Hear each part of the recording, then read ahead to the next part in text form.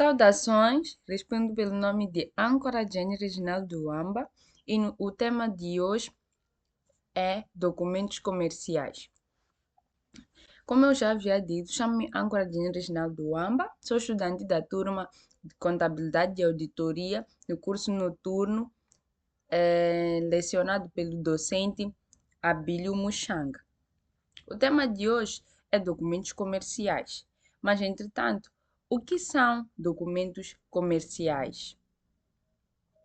No universo empresarial, os documentos comerciais têm um papel essencial na formalização das transações, assegurando segurança jurídica, clareza e organização entre as partes envolvidas.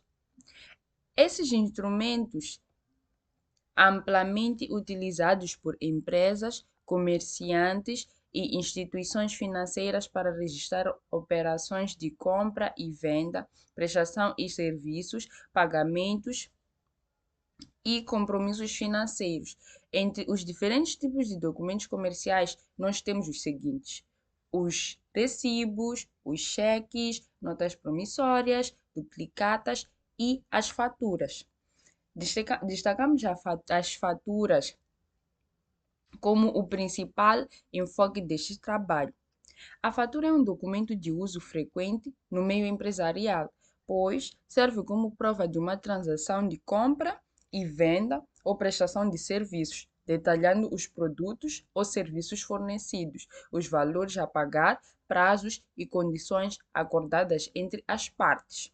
Creio eu que todos nós já tenhamos visto uma fatura, mas mais adiante eu vou mostrar exatamente como é uma fatura e como preencher os determinados dados. Documentos comerciais são registros escritos utilizados nas transações de compra e de venda de bens ou serviços, funcionando como prova das operações realizadas, assegurando os direitos e deveres das partes envolvidas e permitindo que as empresas mantenham organização e controle sobre suas atividades financeiras e comerciais, sendo exemplos de documentos comerciais as faturas, os recibos, os cheques, as notas promissórias ou as duplicatas e as guias de remessa, como já havia dito na introdução. O papel dos documentos comerciais de forma geral. Os documentos comerciais têm como função principal formalizar as transações de compra e de venda de bens ou serviços, garantindo segurança jurídica, transparência e confiança entre as partes envolvidas. Servem como prova das operações realizadas, detalham direitos e obrigações, permitem o controle financeiro e administrativo das empresas, facilitando desta forma a organização das atividades comerciais e assegurando o cumprimento dos compromissos assumidos. Entretanto, como é que podem ser classificados os documentos comerciais? A classificação dos documentos comerciais pode ser feita de acordo com a finalidade e a função. Quanto à finalidade, existem documentos de compra e venda, como fatura e a guia de remessa, documentos de pagamento, como o recibo, o cheque e a nota promissória, e documentos de crédito, como duplicata e a livrança. Mais adiante, nós vamos perceber qual é a finalidade, quem emite e quem recebe os documentos aqui citados. Quanto à função, os documentos podem ser obrigatórios, exigidos por lei, como a fatura, ou facultativos, usados apenas para maior controle interno, como o orçamento e a nota de encomenda. Mas quais seriam as vantagens e as vantagens dos documentos comerciais? Temos como vantagens dos documentos comerciais garantir a segurança e organização nas transações, funcionando como prova escrita, oferecendo transparência, ajudando no controle financeiro e contabilístico e aumentar a confiança entre as partes e assegurar o cumprimento de direitos e deveres. As desvantagens dos documentos comerciais são, neste caso, poder tornar os processos mais burocráticos e demorados, apresentar risco de extravio, falsificação ou erro nos preenchimentos, que pode gerar conflito e ainda envolve custos de emissão e armazenamento.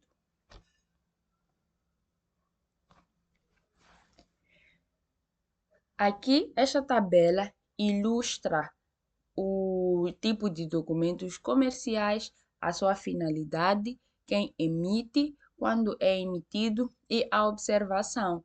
Na observação, nós vemos aqui, ou seja, constam os requisitos ou aquilo que consta num determinado documento comercial. Primeiro temos a fatura. A finalidade da fatura é registrar a compra e venda de produtos. Mas quem emite a fatura? A fatura é emitida pelo vendedor ou prestador de serviço. Quando é emitido? Ao vender ou prestar um determinado serviço. A fatura é um documento obrigatório por lei. E nela consta a data, consta o produto, consta o prazo, consta, além do prazo, consta o ID das duas partes, nesse caso do vendedor e do receptor. Temos o recibo. O recibo comprova pagamento efetuado, mas quem emite o recibo? O recibo é emitido pelo credor, nesse caso, a pessoa que foi responsável pela venda. E quando é emitido? Nesse caso, o recibo é emitido pela pessoa que foi responsável pela venda e é recebido pelo cliente. O recibo é emitido depois de ser pago, de ser paga uma venda ou uma prestação de serviço. No recibo, consta o valor, a data, a forma de pagamento. Depois temos a fatura pro forma. Na fatura pro forma, a fatura pro forma tem como finalidade a venda de bens e serviços. Ela é emitida por quem vende e é emitida ao vender. Na fatura consta a data, o número, a quantidade, o preço e impostos. Salientar que em todos os documentos comerciais nós sempre teremos o número e a data. Eu posso não ter colocado aqui, conforme podem ver, posso não ter colocado aqui, mas é obrigatório que todos os documentos comerciais, em todos os documentos comerciais, constem a data e o número para uma fácil identificação no lançamento do mesmo. De seguida, temos a nota de encomenda, que serve para formalizar o pedido de mercadoria. Quem emite a nota de encomenda? O comprador. Quando é emitido? Antes de comprar. E na nota de encomenda consta o ID, ou seja, a identificação de ambas partes, os produtos e as quantidades. De seguida, temos o orçamento ou proposta. A finalidade do orçamento ou proposta é informar sobre preços e condições de venda. Quem emite o orçamento ou proposta? O vendedor. Quando é emitido? Antes da venda. E dizer que no orçamento ou proposta constam os dados, descrição, preços e validade. O que eu quero dizer com dados? O ID de ambas partes, como já havia dito, a data, o número e assim em diante. De seguida, temos a nota de crédito. Por falha, eu coloquei o de 2 vezes aqui. Não me desculpar por isso. A finalidade da nota de crédito é anular ou reduzir o valor de uma fatura. Quem emite a nota de crédito? O vendedor. Quando é emitido? Após a despesa adicional. Na nota de crédito consta o valor, o motivo, a identificação de ambas partes. Repiso que em todos os documentos comerciais nós sempre teremos a data e o número. Depois da nota de crédito, nós temos assim sendo a nota de débito, que é da mesma linhagem. A nota de débito tem como finalidade de cobrar valor em falta. Quem emite a nota de débito? Quem emite a nota de débito é o vendedor. E quando é emitido após a despesa adicional.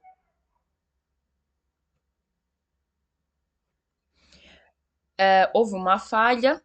Eu disse que a nota de crédito é emitida após a despesa adicional, mas isso só acontece na nota de débito. Na nota de crédito, a nota de crédito, nesse caso, é emitida após a devolução ou ajuste do valor. Em contrapartida, a nota de débito é emitida após a despesa adicional. E consta na nota de crédito, consta o número da fatura, motivo e o valor correto, enquanto que na nota de débito consta o valor, o motivo e o ID. De seguida temos a guia de remessa. A finalidade da guia de remessa é acompanhar a mercadoria no transporte. Quem emite a guia de remessa? O vendedor. Quando é emitido? No envio da mercadoria. Na guia de remessa, nós temos o remetente, o destinatário, bens, destino e data. Depois da guia de remessa, nós temos a guia de transporte. Qual é a finalidade da guia de transporte? A guia de transporte é um documento fiscal de transporte de mercadorias. Nesse caso, ele comprova que um transporte será feito de forma legal. Quem emite a guia de transporte? Quem emite a guia de transporte é o vendedor, quando é emitido antes da mercadoria ser transportada. Mas quais são os requisitos inclusos na guia de transporte? O ID, ou seja, a identificação de ambas partes, bens, destino e a viatura. De seguida, nós temos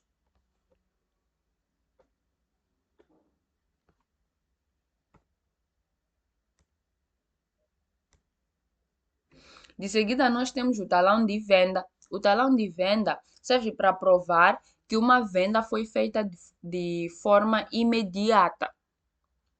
Quem emite o talão de venda é o vendedor. E quando é emitido na venda, há pronto pagamento. Ou seja, tu vendes e tu recebes o dinheiro na mesma hora.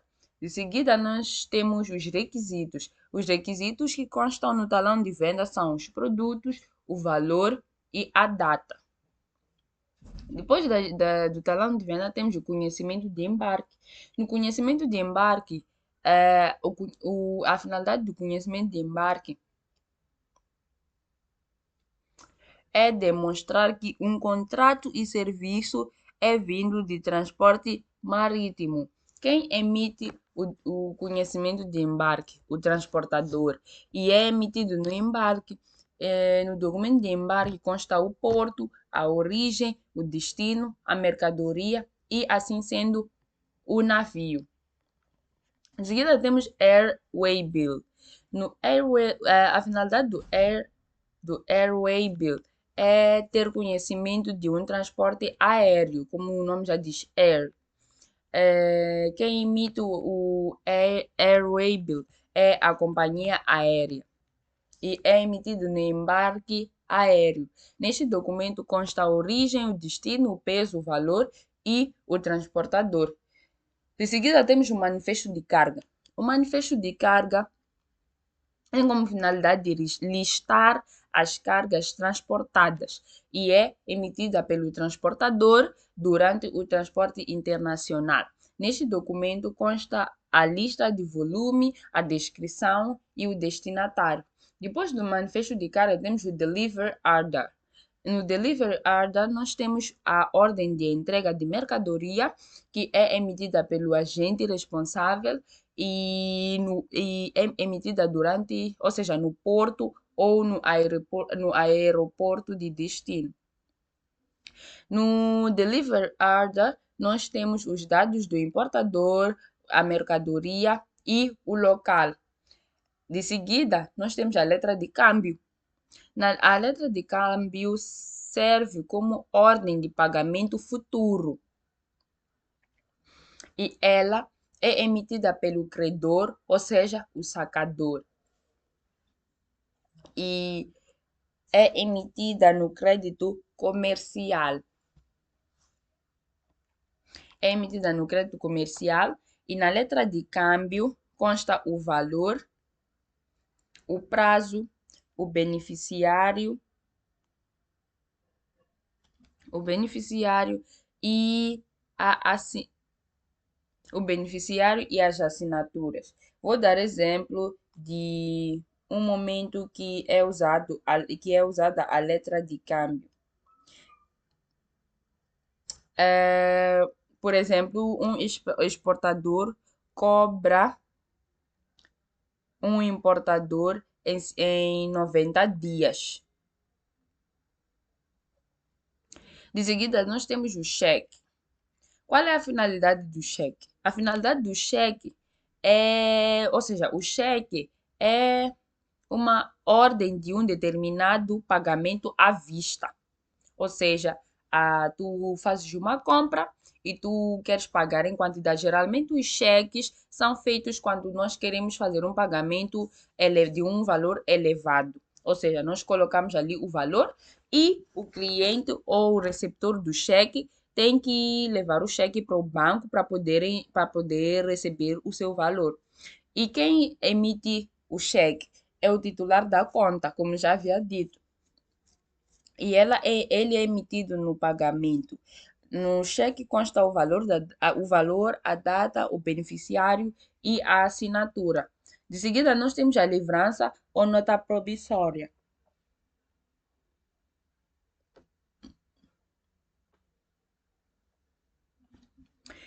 A nota promissória tem como finalidade fazer uma promessa escrita de pagamento. Ela é emitida pelo devedor e é emitida quando se assume a obrigação. Na nota promissória consta o valor, o prazo, a assinatura do vendedor. Temos a garantia bancária. A garantia bancária tem como finalidade garantir um cumprimento de um contrato. Ela é emitida pelo banco e é emitida antes ou durante o contrato. Na garantia bancária consta o montante, o prazo e o beneficiário. Depois da garantia bancária, nós temos o certificado de origem.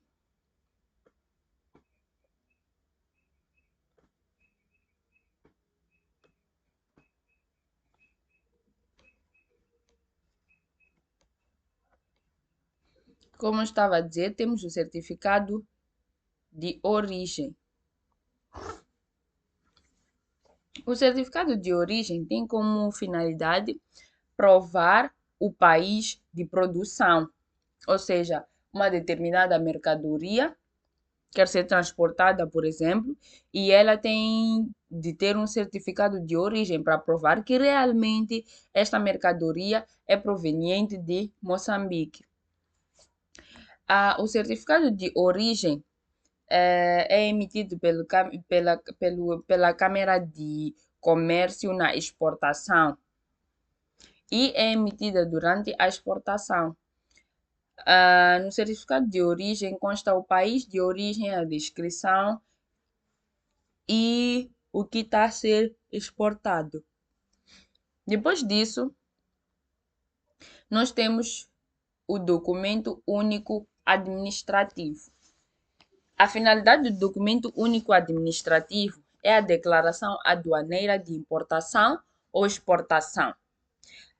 Ele é emitido, nesse caso, pelo importador ou exportador e é emitido durante o desalfandegamento.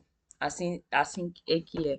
É emitida no desafandelgamento e neste documento constam os dados fiscais, a origem, o destino e os bens. Depois do documento único administrativo, temos a licença de importação ou licença de exportação, cuja finalidade é autorizar oficialmente a saída ou entrada de certas mercadorias. Quem emite a licença de importação ou exportação é o Estado e ela é emitida antes da transação.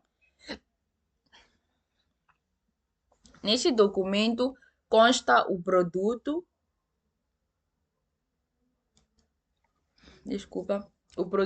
a quantidade e o destino. Depois da licença de importação, nós temos o recibo de armazém. A finalidade do recibo de armazém é provar o depósito de uma mercadoria. Ele é emitido pelo armazém e é emitido no depósito de uma mercadoria. Neste documento constam os dados de armazém, as mercadorias e a data. De seguida, nós temos o warrant. A finalidade do warrant ou seja, o warrant é um título de crédito emitido por armazém. Ela é emitida pelo armazém, como já havia dito, e é emitido durante a armazenagem. No warrant consta o valor da mercadoria e o prazo. Depois do warrant, nós temos a procuração comercial, que autoriza alguém a agir em nome da empresa. Ela é emitida pela empresa e é emitida antes da operação. Na procuração comercial consta os poderes concedidos, o prazo e a assinatura. Depois da procuração comercial, nós temos o contrato de compra e venda.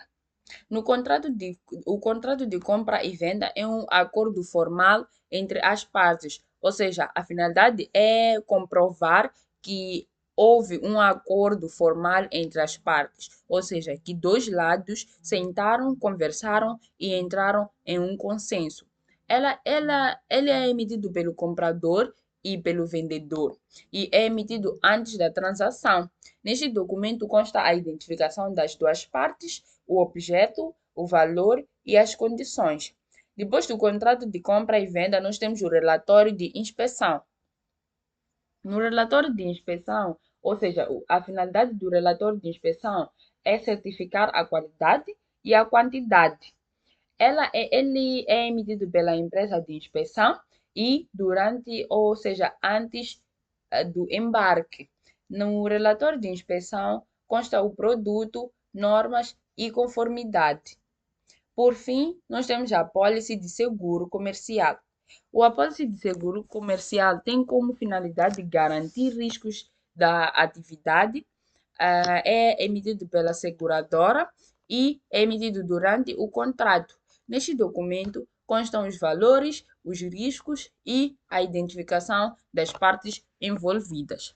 Estes documentos citados são uns dos documentos mais importantes e mais usados, principalmente no nosso país. Para além destes documentos comerciais, nós temos os Incoterms. Mas antes disso, o que seriam Incoterms? Para além de todos os documentos citados, como eu já havia dito, temos os Incoterms, que significa International Commercial Terms. São regras internacionais padronizadas criadas pela Câmara de Comércio Internacional, o CCI, neste caso em 1936, e atualizadas periodicamente. A última vez que foi atualizada foi em 2020. Eles servem para definir de maneira clara as obrigações do vendedor e do comprador no comércio internacional, especialmente em relação à entrega da mercadoria, transporte e logística, pagamento de frete e seguro, responsabilidade por riscos e danos. E, neste caso, para que serve um Incoterm?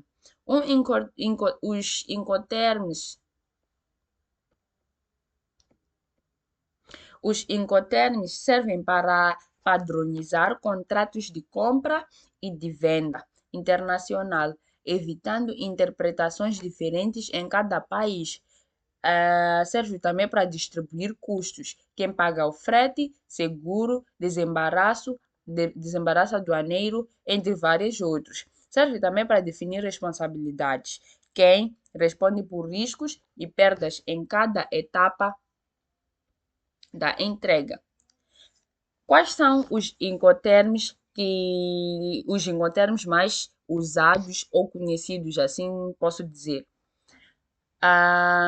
Os incoterms mais utilizados no comércio internacional são o ex-works, na origem, o vendedor só disponibiliza a mercadoria na sua fábrica ou armazém.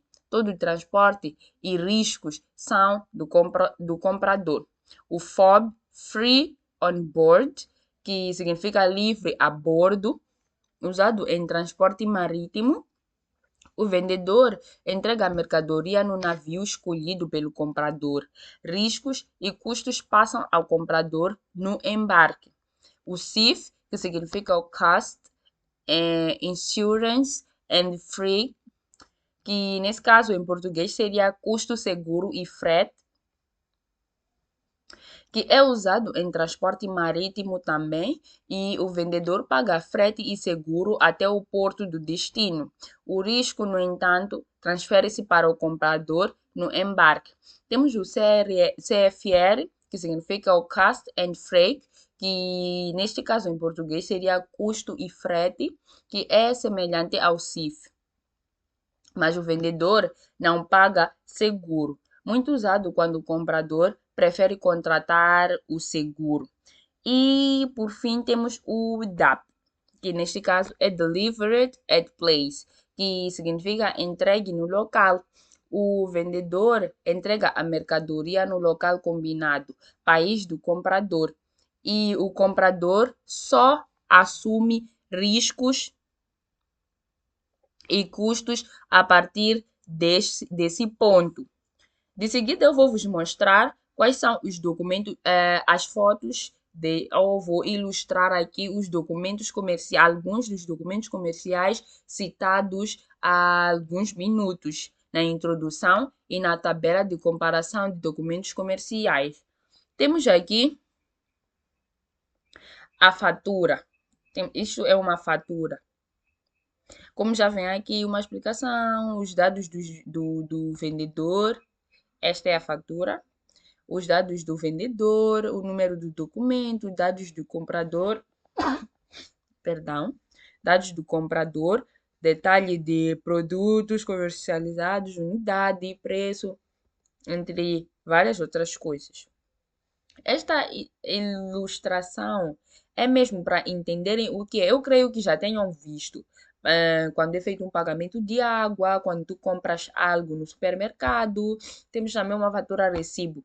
Fatura recibo. Sim, temos uma fatura recibo, mas aqui eu creio que não tenha colocado uma fatura recibo, porque nós já temos uma fatura, também já temos um recibo. Mas creio que na próxima oportunidade eu vos mostre o que é uma fatura recibo. Temos aqui um recibo e também temos aqui os dados, o número, o nome do documento, entre vários outros, o total, o valor nesse caso, entre outras coisas. Este documento é uma nota de encomenda. Temos aqui uma fatura pro forma. E mais adiante eu vou apenas vos deixar apreciar os documentos comerciais.